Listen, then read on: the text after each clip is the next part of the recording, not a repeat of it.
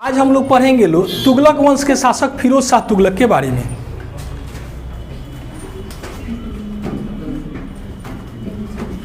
फिरोज शाह तुगलक, इसको शॉर्ट में कहा जाता है FST, फिरोज शाह तुगलक। आपको बताए थे पिछले क्लास में कि 1351 ईस्वी में मोहम्मद बिन तुगलक की मृत्यु हो गई। मोहम्मद बिन तुगलक की जो मृत्यु हुई थी ये ठट्टा में हुआ था। ठट्टा में ये गंभीर रूप से बीमार पड़ गया, जिसके कारण इसकी मृत्यु हो गई। मृत्यु के बाद इसका अपना कोई पुत्र नहीं था, जिसके कारण इसका एगो चाचा था। चाचा का नाम था रजब। चाचा था, ये सलाहकार भी था। किसका? मोहम्मद बिन तुगलक का ये सलाहकार भी था। इस चाचवा का एगो पुत्र था। इस चाचा का एक पुत्र था जिसका नाम था फिरोज शाह तुगलक। तो हुआ क्या कि ये तो अचानक से मर गया ठट्टा में। तो इसका चाचा क्या किया कि अपने पुत्र फिरोज शाह तुगलक को कि कोई अपने आप को दिल्ली में राजा ना घोषित कर दे, इसके लिए ये किया क्या कि ठट्टा में ही इसका राज्याभिषेक करवा दिया फिरोज शाह तुगलक का। अब इसका पहिलका बार राज्याभिषेक कहाँ हो गया? ठट्टा में। और उसके बाद इस सबके मन में हुआ क्या, चूंकि वास्तविक तो राजा था नहीं, राजा के बाद उत्तराधिकारी उसका पुत्र होता है। तो इसके मन में हुआ कि दिल्ली के बारे में तो अभी दिल्ली की कोई जनता जानिए नहीं रही कि हमारा शासक कौन है। तो ये जब दिल्ली में प्रवेश किया तो पुनः अपना राज्याभिषेक करवाया दिल्ली में। तो इसका राज्याभिषेक कई बार हो गया? 2 बार। तो सवाल हम लोगों का पूछता है कि दिल्ली सल्तनत का कौन सा ऐसा बादशाह है जिसका 2 बार राज्याभिषेक हुआ था? फिरोज शाह तुगलक का। और कहेगा कि मुगल वंश का कौन सा ऐसा बादशाह था जिसका 2 बार राज्याभिषेक हुआ था? औरंगजेब का। तो दिल्ली सल्तनत के किस बादशाह का राज्याभिषेक 2 बार हुआ था? फिरोज शाह तुगलक का। राज्याभिषेक के 2 बार होने का कारण क्या था? यह इसका वास्तविक उत्तराधिकारी नहीं था। यह मोहम्मद बिन तुगलक का पुत्र नहीं था। सामान्यतः राजा के बाद उसका बड़ा पुत्र ही उसका उत्तराधिकारी होता है। तो उसका कोई पुत्र नहीं था, तो चाचा का भाई यानी ये चचेरा भाई था, यही अगला उत्तराधिकारी बना। इसका राज्याभिषेक 2 बार हुआ। जब इसका राज्याभिषेक हुआ उसके बाद ये सोचा क्या कि हम अपना जो है साम्राज्य का विस्तार करते हैं। साम्राज्य विस्तार की ओर ध्यान दिया। इस क्रम में इसने सबसे पहले क्या किया, 1853 ईस्वी में बंगाल पर अभियान किया। बंगाल अभियान के समय बंगाल का शासक था इलियास शाह। ये इलियास शाह जो है ये भी बड़ा बहादुर था। ये आक्रमण किए, इनको पराजित कर दिया। किसको? फिरोज शाह तुगलक को पराजित कर दिया। इसके बाद इनके मन में हुआ क्या कि भाई फिर अब दोबारा बंगाल की तरफ जाना उचित नहीं है। ये इलियास शाह फिर पराजित कर दिया। इलियास शाह जो है 1353 होगा जी, 1353। इलियास शाह 1359 में मर गया। 1359 में जब ये मर गया तो फिर इसके मन में आया क्या कि अब की बार आक्रमण करेंगे और बंगाल को क्या करेंगे, जीत लेंगे। अब इस क्रम में 1359 में दोबारा बंगाल पर आक्रमण किया। उस समय इलियास शाह का पुत्र था एगो, क्या नाम था? सिकंदर शाह। ये सिकंदर शाह जो है फिर इनको युद्ध में पराजित कर दिया। और 59 में इलियास शाह मर गया तो कौन राजा बना? सिकंदर शाह फिर इनको युद्ध में पराजित कर दिया। अब पराजित कर दिया तो इसके मन में हुआ क्या कि भाई अब अभियान करना ठीक ठाक है नहीं। इसके बाद ये जो है उड़ीसा पर आक्रमण किया। 1360 में इसने कहाँ आक्रमण किया? उड़ीसा पर। उड़ीसा के शासक कौन थे? भानुदेव तृतीय को युद्ध में क्या किया? पराजित कर दिया। और पराजित करने के बाद पुरी के जगन्नाथ मंदिर को लूटा। पुरी का जगन्नाथ मंदिर जो है ये किस भगवान का मंदिर है? पुरी का जो जगन्नाथ मंदिर है ये भगवान विष्णु का मंदिर है। पुरी के जगन्नाथ मंदिर की कुछ विशेषता है। पुरी के जगन्नाथ मंदिर में ये जो इसका ध्वज है मंदिर का, ये ध्वज हमेशा उल्टा दिशा में फहरता है। जो इसका ध्वज है ना, ये हमेशा हवा के विपरीत दिशा में फहरता है। इसके ऊपर एक चक्र लगा है। इस चक्र को आप कहीं से भी देखिएगा तो लगेगा कि वो आप ही के तरफ है। इस चक्र की दिशा आज भी स्पष्ट नहीं हो पाई कि किस दिशा की ओर स्थिर है। दूसरा चीज, पुरी के जगन्नाथ मंदिर के ऊपर से आज तक कोई चिड़िया भी नहीं उड़ के पार की है। ये कुछ वहाँ का विशेषता है। तो फिरोज शाह तुगलक ने 1360 में कहाँ आक्रमण किया? हाँ, ये जाजनगर उस समय कहलाता था। वो उड़ीसा जो है, उड़ीसा का वो क्षेत्र कहलाता था जाजनगर। जाजनगर पर आक्रमण किया और भानुदेव तृतीय को पराजित करके पुरी के जगन्नाथ मंदिर को लूट लिया। इसके बाद इसने 1861 में नगरकोटा पर आक्रमण किया। सॉरी 1361 में नगरकोटा पर आक्रमण किया।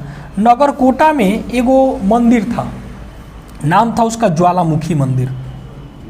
नगरकोटा में ज्वालामुखी मंदिर था। इस ज्वालामुखी मंदिर में बहुत सारी संस्कृत ग्रंथ रखी गई थी। ज्वालामुखी मंदिर को नष्ट भ्रष्ट करके और उसमें जितना भी पुस्तकालय भवन में पुस्तक रखा था सब में आग लगा दिया। जितना भी पुस्तक था सब में आग लगा दिया और कुछ वहाँ से संस्कृत का महत्वपूर्ण ग्रंथ को उठा करके ये दिल्ली में लेके आया। दिल्ली में लेकर के आया तो इसके दरबारी कवि का नाम था अपाउद्दीन। दरबारी कवि का नाम अपाउद्दीन। दरबारी कवि कौन था? अपाउद्दीन। ये अपाउद्दीन किया क्या कि जितना भी संस्कृत ग्रंथ लेकर के आया था उसको फारसी में अनुवाद किया। चूँकि अब मान लीजिए कि हम लोगों का इंग्लिश कमजोर है, कौनो चीज़ इंग्लिश में मिल गया, पढ़ पाएंगे लोग? दिक्कत होगा। पढ़ लिए तो फिर समझ नहीं पाएंगे। अगर उसको कोई जानकार व्यक्ति अंग्रेजी को हिंदी में ट्रांसलेट कर दे तो कोई दिक्कत होगा। तो वैसे ही ये क्या किया कि संस्कृत में था तो अपाउद्दीन उसको किस भाषा में बदल दिया? फारसी में। और उसका नाम रखा दलायते फिरोज शाही। दलायते फिरोज शाही, इसका नाम रखा दलायते फिरोज शाही। ये जो अपना अंतिम अभियान किया था, अंतिम अभियान 1365 में किया था। कहाँ पे? 1365 में ठट्टा के विरुद्ध किया था। इसके बाद इसने जो भी अभियान किया था वो अपने साम्राज्य को बचाने के लिए किया था। साम्राज्य को जीतने के लिए कोई अभियान नहीं किया, जिसके कारण दक्षिण के जितने भी स्वतंत्र राज्य हुए थे वो सब के सब क्या रह गए? स्वतंत्र ही रह गए। जिसमें आप लोगों को बताए थे कि 1335 ईस्वी में, सॉरी 1336 ईस्वी में इसके दरबार में मोहम्मद बिन तुगलक के दरबार में दो भाई रहता था। क्या नाम था? हरिहर और बुक्का। ये हरिहर और बुक्का जो है इससे अलग हो गए और एक नए साम्राज्य की स्थापना किए थे। क्या नाम था? विजयनगर साम्राज्य। विजयनगर साम्राज्य। ये विजयनगर साम्राज्य के संस्थापक कौन थे? किसके समय में अलग हुए थे? मोहम्मद बिन तुगलक के। इसके बाद 1347 ईस्वी में बहमनी साम्राज्य अलग हो गया। किसके समय में? फिर मोहम्मद बिन तुगलक के समय में बहमनी साम्राज्य। बहमनी साम्राज्य का संस्थापक कौन था? हसन गंगू। और जब ये राजा बना अपना नाम क्या रखा? अलाउद्दीन हसन बहमन शाह।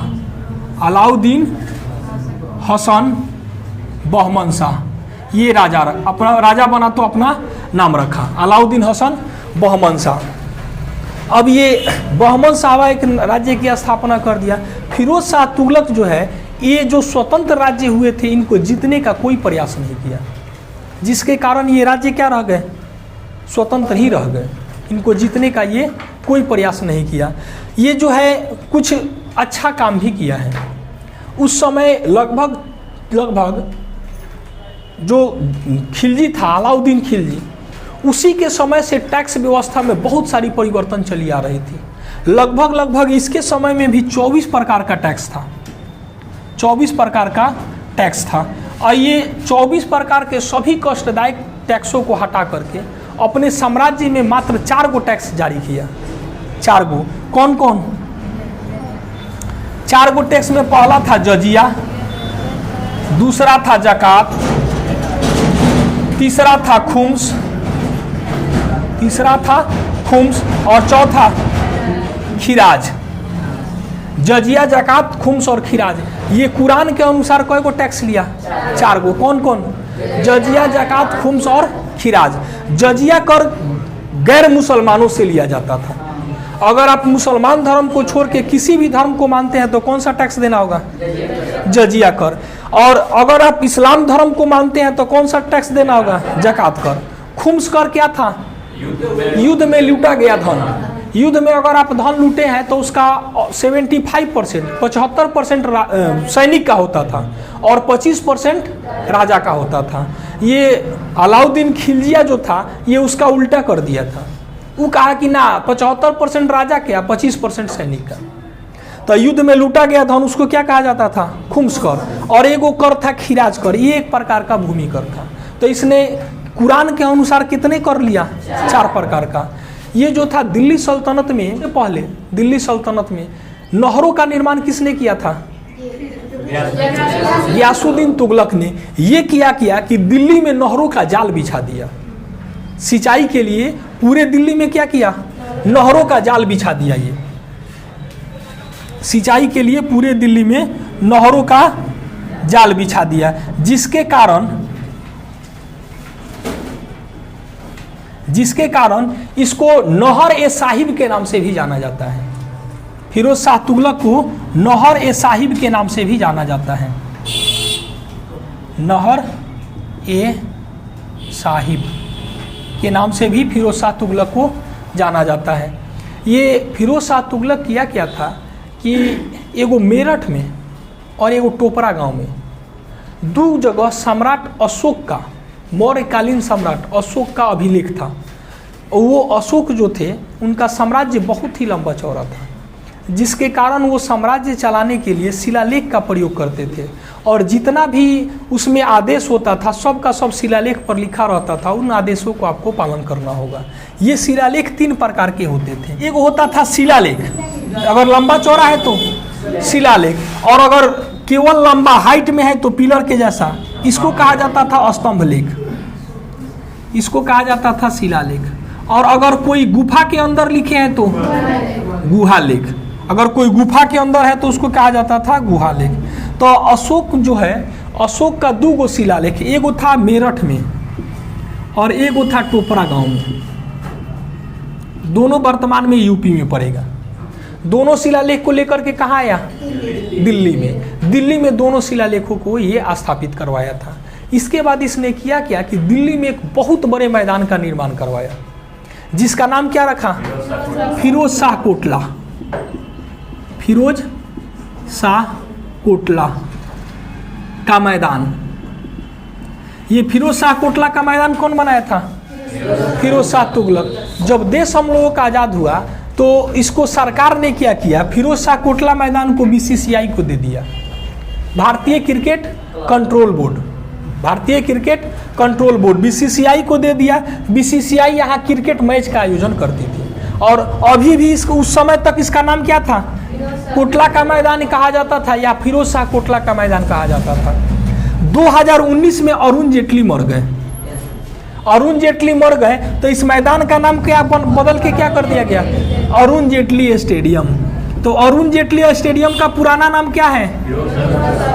फिरोज शाह कोटला। फिरोज शाह कोटला मैदान का निर्माण किसने करवाया था? फिरोज शाह तुगलक ने फिरोज शाह कोटला मैदान का निर्माण करवाया था। ये कुछ बहुत ही अच्छा काम किया है, बहुत ही अच्छा। जिसमें सबसे प्रमुख काम क्या था कि इसके समय में दासों की संख्या बहुत ज़्यादा थी। दास का मतलब गुलाम, दास का मतलब गुलाम। दासों की संख्या बहुत अधिक थी। लगभग 1,80,000 दास थे इसके समय में।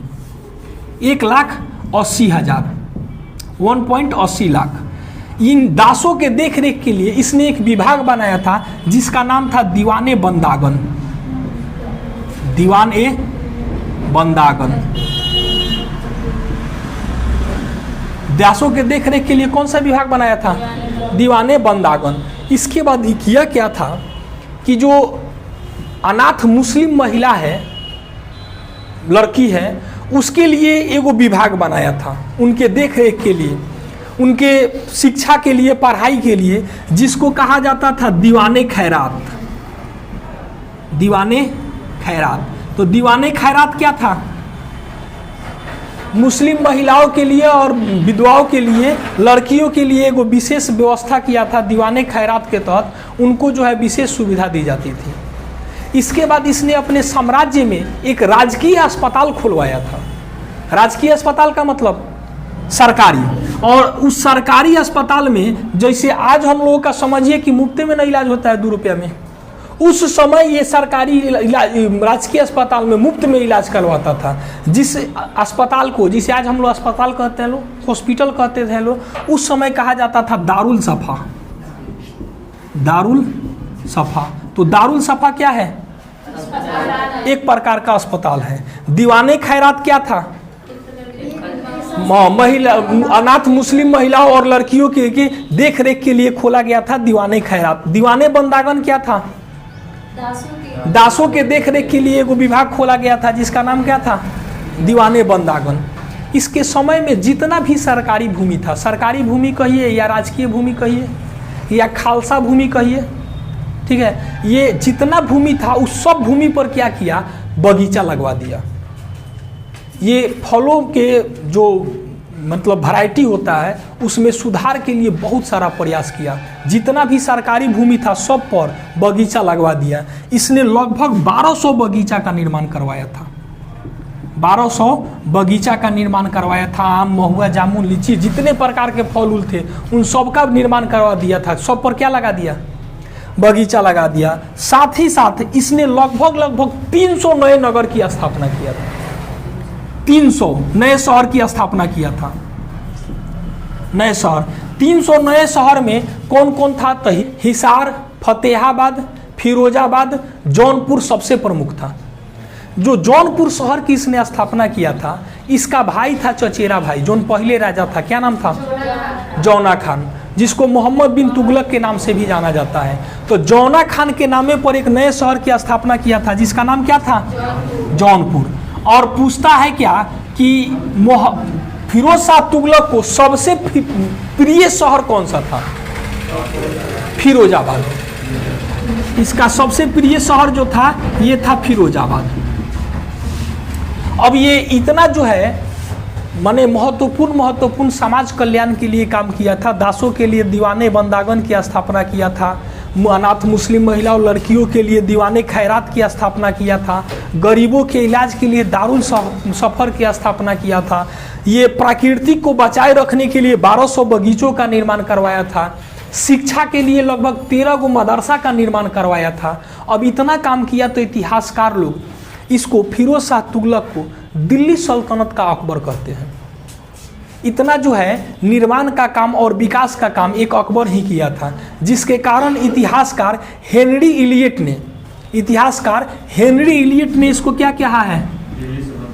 हेनरी इलियट ने इसे सल्तनत कालीन अकबर कहा है। तो सल्तनत कालीन अकबर किसे कहा जाता है? दिल्ली सल्तनत का अकबर किसे कहा जाता है? फिरोज शाह तुगलक को। 1388 ईस्वी में इसकी मृत्यु हो गई। 1388 ईस्वी में क्या हो गया? ये मर गया। 1388 ईस्वी में इसकी मृत्यु हो गई।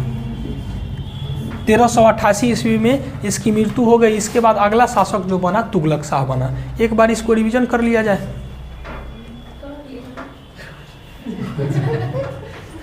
मोहम्मद बिन तुगलक के मरने के बाद अगला राजा कौन बना? फिरोज शाह तुगलक कब राजा बना? 1351 ईस्वी में। दिल्ली सल्तनत का कौन सा ऐसा बादशाह है जिसका 2 बार राज्याभिषेक हुआ? पहला राज्याभिषेक कहाँ हुआ था और दूसरा राज्याभिषेक कहाँ हुआ? दिल्ली में। ये इसके पिता का नाम क्या था? रजब जो था किसका सलाहकार था?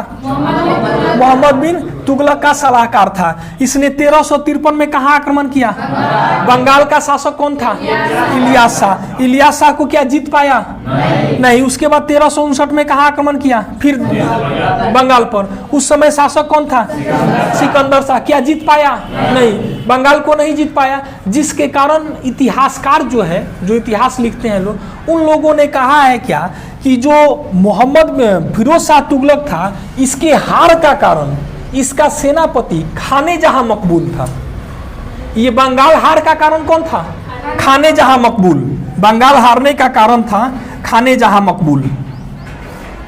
इसी के कारण यह बंगाल को कहा जाता है कि नहीं जीत पाया था, इतिहासकार लोग मानते हैं। उसके बाद 1360 में कहाँ आक्रमण किया? उड़ीसा के जाजनगर पर। वहां के शासक कौन थे? भानुदेव तृतीय। इनको पराजित करके क्या किया? पुरी के जगन्नाथ मंदिर को लूट लिया। उसके बाद 1361 में कहाँ आक्रमण किया? नगरकोटा पर। नगरकोटा के ज्वालामुखी मंदिर को नष्ट भ्रष्ट कर दिया और वहाँ के ग्रंथों में आग लगा दिया। लेकिन कुछ ग्रंथ संस्कृत का उठा करके लाया था, जिसको इसने फारसी में अनुवाद करवाया। क्या नाम रखा था? कौन किया था? अपाउद्दीन। और नाम क्या रखा था? दलायते फिरोज शाही। इसने अंतिम अभियान कहाँ किया था? ठट्टा पर। इसके बाद कोई इसने सैन्य अभियान अपने साम्राज्य जीतने के लिए किया? जो भी सैन्य अभियान किया था वो साम्राज्य को सुरक्षित रखने के लिए किया था। क्योंकि इसके पहले मोहम्मद बिन तुगलक के शासनकाल में विजयनगर साम्राज्य क्या हो गया? अलग हो गया। विजयनगर साम्राज्य की स्थापना कौन किया था? और बहमनी साम्राज्य की स्थापना कौन किया था? हसन गंगू ने। हसन गंगू जब राजा बना क्या नाम रखा था? अलाउद्दीन हसन बहमन शाह। इसने साम्राज्य में 24 प्रकार के टैक्स को हटा करके कितना प्रकार का टैक्स? कौन कौन? खुम्स और खिराज। कुरान के अनुसार 4 प्रकार का टैक्स लगाया। इसने अशोक का शिलालेख एक मेरठ में था और एक टोपरा गांव में था, कहाँ लेकर आया? दिल्ली में ला करके स्थापित किया। दिल्ली में इसने एक मैदान का निर्माण करवाया था जिसका नाम क्या था? फिरोज शाह कोटला का मैदान। भारत सरकार ने उसको बदल कर अभी वर्तमान में नाम क्या कर दिया? अरुण जेटली स्टेडियम। उसमें किस प्रकार का खेल होता है? क्रिकेट। वह एक प्रकार का क्रिकेट स्टेडियम है। वह जो है एक प्रकार का क्रिकेट स्टेडियम है। इसके हार का कारण क्या था वहां के बंगाल? उसका सेनापति खाने जहां लोदी। एक और चीज इसके समय में हुआ है। इसके समय में कुतुब मीनार किसने बनवाया था? और कुतुब मीनार का निर्माण कार्य किसने करवाया था? पूरा किसने करवाया? इल्तुतमिश। इसके समय में हुआ क्या कि कुतुब मीनार पर बिजली गिर गया। बिजली गिरने से कुतुब मीनार जो है क्षतिग्रस्त हो गया। क्षतिग्रस्त हो गया तो इसने जीर्णोद्धार का माने पुनर्निर्माण का काम किसने करवाया? फिरोज शाह तुगलक। तो कुतुब मीनार पर कितने शासकों का नाम अंकित? तो 3 गो अभी हो गए। एगो कुतुबुद्दीन ऐबक, एगो इल्तुतमिश और एक फिरोज शाह तुगलक। फिरोज शाह तुगलक, ये फिरोज शाह तुगलक जो था ना, ये भी बड़ा विद्वान आदमी था। ये जो है अपनी आत्मकथा दलायते फिरोज शाही, अपनी आत्मकथा जो है दलायते फिरोज शाही की रचना स्वयं किया है। तो दलायते फिरोज शाही से किसके बारे में जानकारी मिलती है? फिरोज शाह तुगलक के बारे में हम लोगों को जानकारी मिलती है। इसकी मृत्यु कब हो गई थी? 1388 में। इसके दरबार में 2 गो विद्वान रहते थे। एक का नाम था जियाउद्दीन बर्नी, एक का नाम था जियाउद्दीन बर्नी और एक का नाम था शमसे सिराज। एक का नाम जियाउद्दीन बर्नी और एक का नाम शमसे सिराज। यहां लिखे जियाउद्दीन बर्नी और एक का नाम था शम्स-ए सिराज। जियाउद्दीन बर्नी ने एक पुस्तक की रचना की थी जिसका नाम क्या था? फतवा-ए जहादारी। और एक और पुस्तक लिखे थे, उस पुस्तक का नाम क्या था? दलायते फिरोज शाही। सॉरी, दलायते फिरोज शाही के तो लेखक फिरोज शाह तुगलक है। ये जो पुस्तक की रचना किया था उसका नाम था तारीखे फिरोज शाही। तारीखे फिरोज शाही। तो जियाउद्दीन बर्नी ने किस पुस्तक की रचना की थी? फतवा-ए जहादारी और तारीखे फिरोज शाही। और फिरोज शाह तुगलक ने अपना जो लिखा है वो कौन लिखा है? दलायते फिरोज शाही। फिरोज शाह तुगलक की मृत्यु कब हो गई? 1388 में इसकी मृत्यु हो गई। इसके मृत्यु के बाद कौन राजा बना? तुगलक शाह। इसके मृत्यु के बाद तुगलक शाह सुल्तान बना। तो आगे हम लोग अगले क्लास में पढ़ेंगे लोग तुगलक शाह के बारे में। आज के लिए बस, धन्यवाद।